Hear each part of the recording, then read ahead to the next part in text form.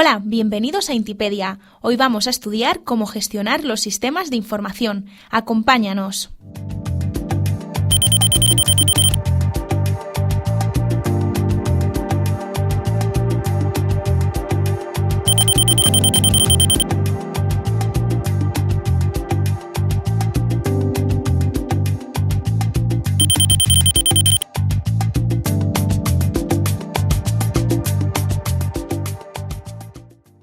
En la lección de hoy vamos a analizar la confianza que merecen los sistemas de información con los que trabajamos, ya que dependemos fuertemente de ellos en actividades personales, empresariales o en la administración pública. Eso es verdad, pero ¿no basta con ir trabajando y ya veremos qué hacer cuando algo falle?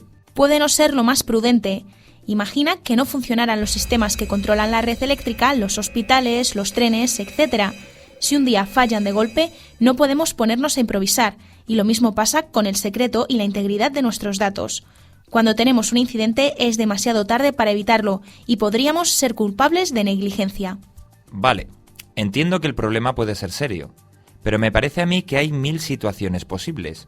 Fallos nuestros, de nuestros proveedores, catástrofes naturales, gente interesada en robar, espionaje, etc. La responsabilidad no termina porque la culpa sea ajena. Sea quien sea el culpable, hay que intentar atajar las consecuencias. Cuando uno no puede anticiparse a los hechos, lo profesional es preparar planes de acción para mitigar los incidentes y establecer soluciones alternativas.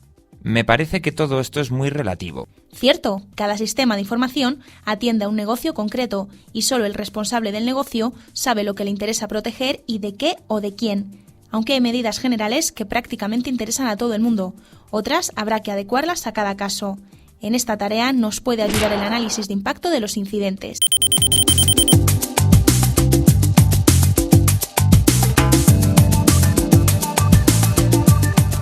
Se llama análisis de impacto al ejercicio de imaginarnos las consecuencias de que haya un incidente, accidental o deliberado. O sea, responder preguntas del tipo ¿qué pasaría si se revela un dato confidencial? ¿Qué pasaría si manipulan nuestra información? ¿Qué pasaría si nos quedamos sin servicio durante X horas? ¿Y eso cómo se calcula? Más que calcularse, hay que preguntar al responsable de la información o el servicio. A efectos del análisis de riesgos, esta estimación del impacto es un dato de entrada. A veces se sabe porque existe una legislación u obligaciones contractuales que marcan obligaciones. La normativa relativa a la protección de datos de carácter personal puede ser un ejemplo. Otras veces hay obligaciones de servicio, como puede ser el suministro eléctrico o que funcione el teléfono. Otras veces es simplemente la estrategia empresarial que ha determinado la dirección. Eso no resulta muy técnico. No lo es un tema de gobierno de la organización. Normalmente es más importante saber el daño que podría derivarse de un fallo de seguridad que saber lo que cuesta el sistema de información en sí mismo. Muy bien. Ahora que ya sabemos qué es lo que nos pasaría si algo falla, ¿qué hacemos? Analizar situaciones. Es lo que se llama análisis de riesgos. No es fácil, cuanto menos es muy laborioso porque los sistemas son muy ricos en componentes y las posibles situaciones se multiplican. Es curioso, hay gente que añade equipos y equipos, funciones y funciones, y no se da cuenta de que lo que es una oportunidad para su negocio es igualmente una oportunidad para el beneficio ajeno o un posible punto de problemas. Comprendo que hay que empezar por un buen inventario e imagino que eso implica entender el negocio, qué información maneja y qué servicios tiene que prestar. Luego habrá que saber qué equipos hemos puesto y quizás las comunicaciones. ¿Voy bien? Correcto, Bernardo. Dentro de los activos no deberías olvidar otras causas de problemas como las instalaciones físicas y las personas relacionadas con el sistema. Lo de considerar a las personas como un activo al principio suena curioso, pero luego la experiencia nos dice que hay más problemas por personal interno que se equivoca o que directamente quiere causar daño que por fallos técnicos. Perdona, pero más que soluciones parece que te encantan los problemas. ¿No eres un poco agorera?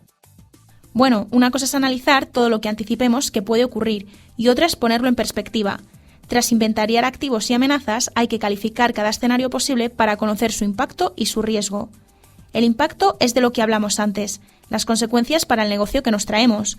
El riesgo va un paso más allá y ordena los incidentes según la probabilidad de que ocurran.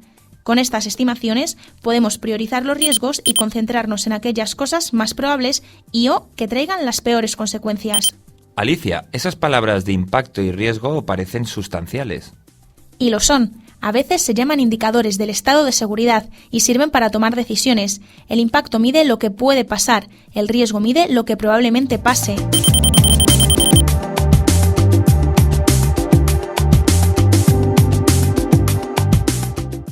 Alicia, supongamos que es posible un cierto escenario cuyo impacto o cuyo riesgo me inquietan. ¿Qué puedo hacer? Típicamente tienes 4 formas de afrontar los riesgos. La primera es evitar la situación, la segunda, mitigar el peligro, la tercera, pasárselo a otro y la cuarta, aceptar lo que hay. La primera medida es preguntarnos si necesitamos todo lo que tenemos. Por ejemplo, poner un servidor web público en nuestro servidor de bases de datos puede ser una forma de dar un servicio espectacular a nuestros clientes, pero también abre la puerta a que haya una fuga o un robo de información. Se lo estamos poniendo fácil al ladrón. Podemos separar el servidor de producción del de acceso público y así el escenario de riesgo es otro. La segunda medida es mitigar el impacto, mitigar el riesgo o ambos. El riesgo lo mitigas con medidas preventivas. Por ejemplo, cifrando el disco duro reduces las oportunidades de que la información acabe en malas manos si pierdes el portátil en un taxi. El impacto se reduce con medidas reactivas o de recuperación. Por ejemplo, si tienes copias de seguridad, no impides que se pierda un fichero o que se averíe el servidor de bases de datos, pero sabes que te recupera rápidamente y sigues trabajando. Antes hablaste de aceptar los riesgos. Suena absurdo. ¿Quién quiere aceptar un riesgo? Aceptar riesgos es parte de nuestras decisiones rutinarias. Hay que equilibrar riesgos y posibles beneficios. Muchos montamos en avión pese al riesgo de que se desplome y ponemos tiendas web porque el beneficio del comercio electrónico creemos que compensa el riesgo de fraude. Estas decisiones son una vez más de gobierno del negocio. No las puede tomar un técnico, las tiene que tomar la dirección. Muchas actividades consisten en buena medida en asumir riesgos para alcanzar unos ciertos beneficios. Lo que el análisis de riesgos proporciona es la información para saber qué nos estamos jugando y tomar decisiones informadas. Ya veo. También hablaste de pasarle el riesgo a otro. Suena raro eso, ¿no? Quizás es por la forma de decirlo. Contratar un seguro es pasarle el riesgo a la aseguradora. Subcontratar un servicio con un acuerdo de niveles de servicio es pasarle el riesgo al proveedor. Son cosas habituales que funcionan bien cuando todos ganan con el reparto. Date cuenta de que los servicios horizontales diluyen el riesgo al tratar con muchos clientes. Si se quema tu casa, tu pérdida es enorme, pero para la aseguradora es una casa quemada entre miles de casas aseguradas y las cuentas salen para las dos partes. Es curioso, ahora está de moda hablar de compartir riesgos para resaltar que el asunto incumbe a todas las partes y que lo que se busca es ubicar el riesgo en el lugar ideal. Los acuerdos entre partes son también muy ricos en variantes. Veo que tenemos 4 opciones: eliminar, mitigar, traspasar o aceptar. Unas opciones parecen técnicas y otras no, con costes económicos muy diferentes. Al final, ¿es una cuestión de dinero? Es una cuestión de gestión de recursos, técnicos, humanos y económicos. La decisión se toma a la vista de las consecuencias y del coste de la solución. El análisis de riesgos te califica las consecuencias y tú verás cuántos recursos pueden justificarse para la solución. Al final hay que llegar a un equilibrio. La máxima a recordar es que el coste de las medidas de protección no puede superar el bien protegido. Muy interesante. En cualquier caso, los análisis de riesgos no serán para toda la vida, ¿o sí? En mi empresa hay sistemas de información que no han cambiado en años. Pues en un mundo dinámico, el análisis de riesgos ha de ser tan dinámico como el mundo. El contexto suele cambiar. El riesgo no es solo asunto tuyo. El riesgo analiza lo que puede ocurrirle a tu sistema enfrentado a un cierto entorno. Los cambios del entorno hay que seguirlos con cuidado, no solo porque hay atacantes. Cada cambio de legislación o de prácticas sectoriales obliga a analizar de nuevo. Hay que ser muy ágiles y muy rápidos.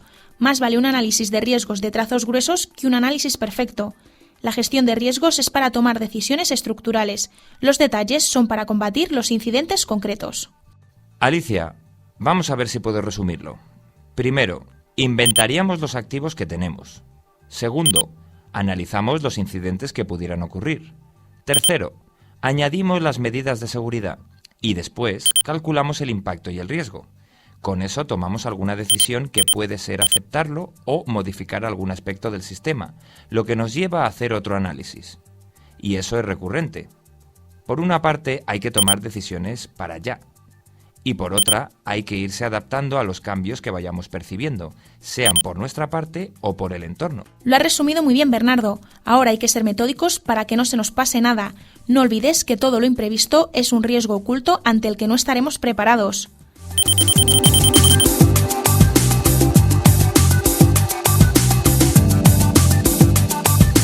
Alicia, hay un tema que me inquieta.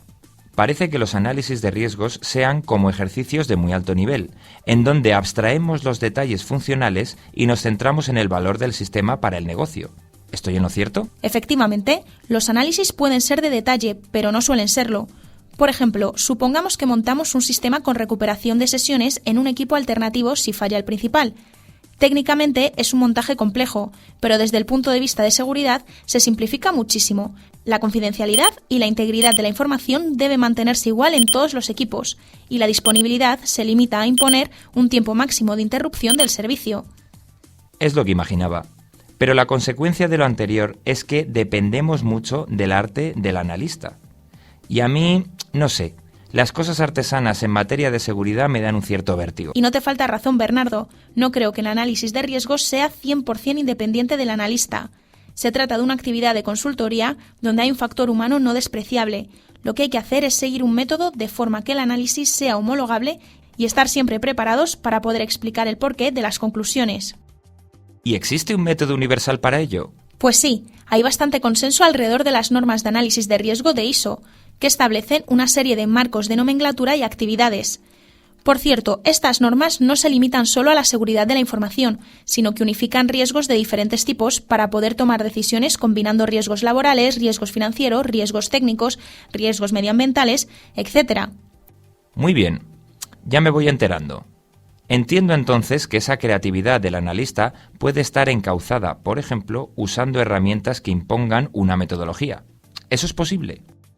Sí, claro. De hecho, hacer un análisis de riesgos sin herramientas raya en lo heroico. En todo caso, sería imposible de mantener y de hacer los análisis marginales pertinentes para los cambios constantes del sistema y del entorno. En España, la Administración Pública lleva varios años liderando actividades para analizar y gestionar riesgos en los sistemas de información. El motivo no es otro que el proceso administrativo y las actividades de la Administración. Como resultado de esta inquietud, podemos citar Magerit y Pilar. Magerit es una guía práctica para analizar y gestionar riesgos dentro del marco ISO, y Pilar es una herramienta que ayuda a gestionar el volumen de información que requiere un análisis de riesgos profesional. Ambos instrumentos han trascendido del ámbito público y se aplican en todo tipo de escenarios, simplemente adecuando el tipo de información y servicios a cada caso concreto. Muy interesante. He aprendido bastante sobre riesgos. Parece que esto de anticiparse a los incidentes va a hacernos pensar mucho. En la página web de Intipedia hay información adicional a esta lección. ¡Hasta luego! ¡Adiós!